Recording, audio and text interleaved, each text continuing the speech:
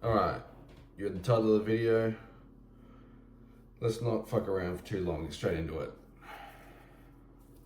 Don't forget to appreciate how far you've come. Now, I've been thinking about this recently because my channel's kind of gone through a slump in the last week or two. I've had, of my last 10 videos, 2 have done extremely well and the others have done absolutely terrible. And it kind of made me think it was like, oh, was this all this worth it? And a small part of me, I wasn't going to, but a small part of me was saying, oh, what's the point? It's not happening. You've been going 5 months? Yeah, 5 months.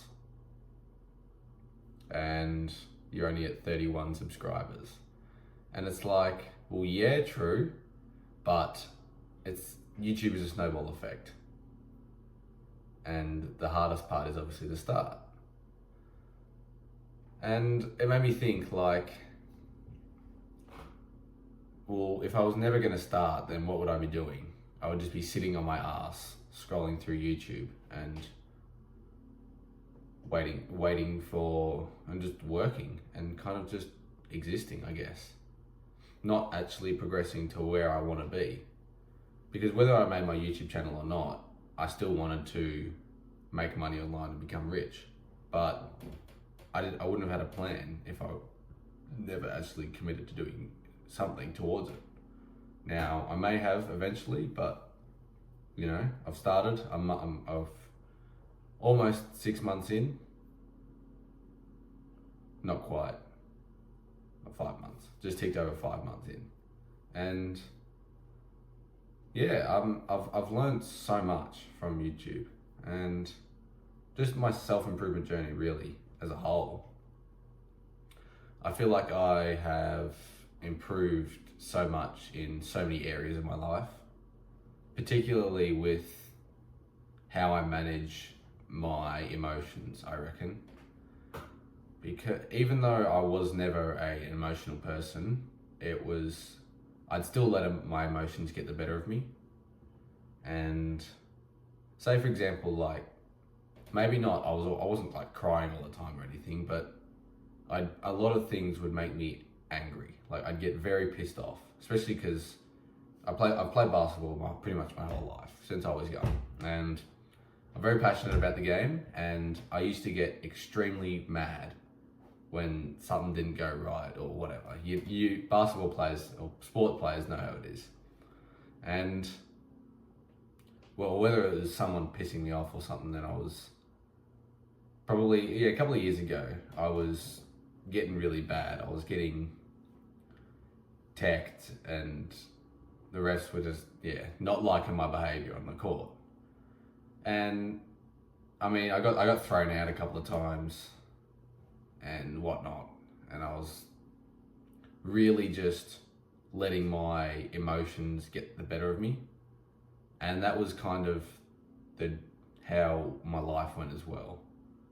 Not to say that it was necessarily significantly harming my life, but it definitely wasn't helping.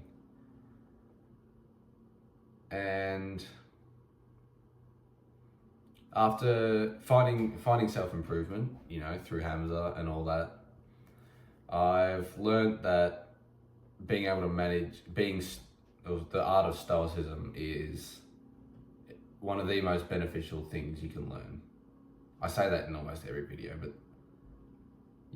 there's so many things that you can benefit from so much. But for me personally, learning how to control my emotions and not let them get the better of me and to channel them into something productive has been incredibly useful, incredibly beneficial.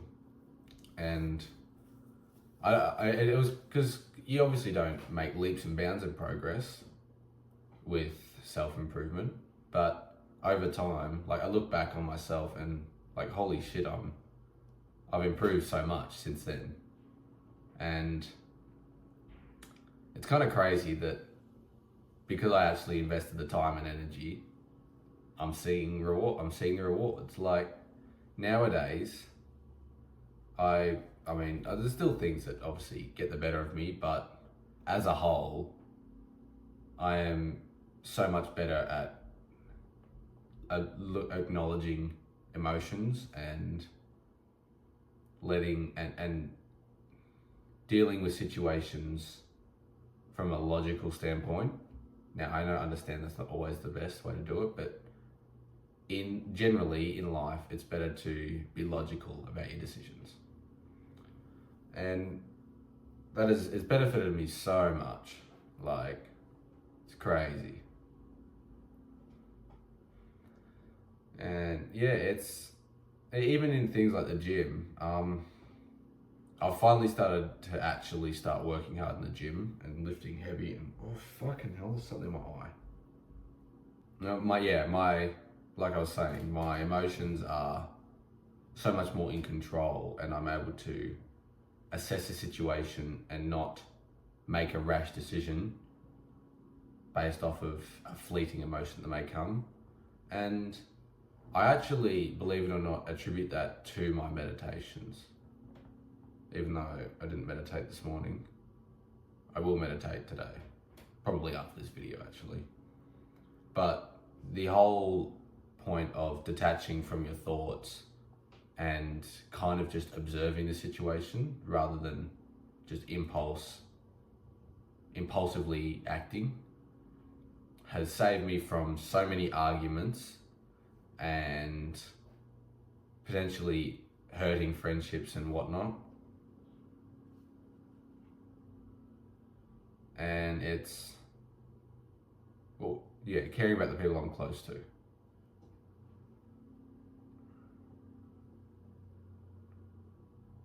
Yeah, and like I said, I'm still working on it, and there's obviously times where, especially when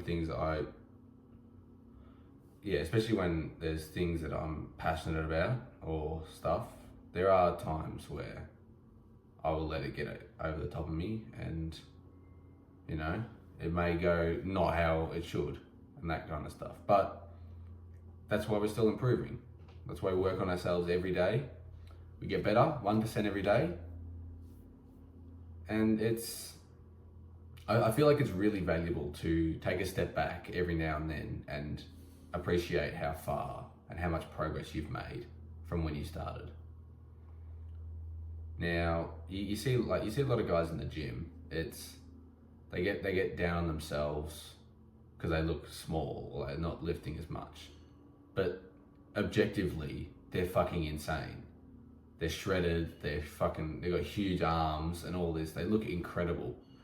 But because they're caught up in day to day and how they look compared to others, they don't look about where they came from and where they started.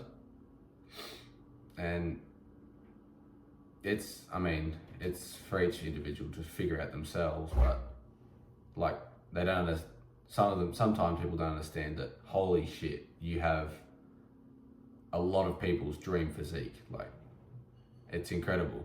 You've put in so much work and effort to achieve this body, and you know, to say that, oh, I'm not good enough and whatnot.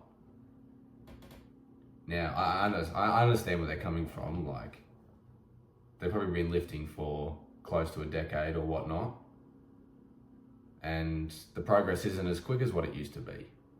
And yeah, fair enough, but you still look insane, and you should appreciate that and understand that a lot of guys would kill to have that. And that's kind of what I'm getting at this video. It's really important to take a step back on your life and your situations and all that kind of stuff, and sit there and go, yeah, I've been working hard, and I've been seeing results from where I started. You know, I've come a long way. Now, that doesn't mean that you should stop or slow down. If anything, that should be more reason to go even harder, because that effort has shown rewards. Because there's very, very rare cases that you're going to put in hours and hours and hours and hours of effort and time to get nothing out of it. almost all the time, if you commit for enough time and commit enough time, so commit enough time over a certain period of time, if that makes sense, you will see some sort of results. See, and you see sometimes people work so hard to maybe achieve a professional sports dream and they fall maybe just short, but they don't realize that they're still elite at that sport and could probably go and, become a content creator because of how good they are. Think of like the professor, for example. He got offered deals in the NBA, but may not have been, or maybe just fell just short. But I don't actually remember what his story is, but he doesn't play in the NBA, though he has all the skills he could. But he makes content, and that's what he loves. But because your dream shifts slightly, it doesn't mean that you have thrown all of this time and effort away. So yeah, it's that you don't need to get caught up on the day-to-day, but you should, and you shouldn't really, you don't need to compare yourself all the time, but especially if you're having like a down period, especially just take a step back, just relax a little bit and enjoy and appreciate how far you've come. That's about all from me for now. Thanks for sticking around. I love you all. And remember, life is what you make it.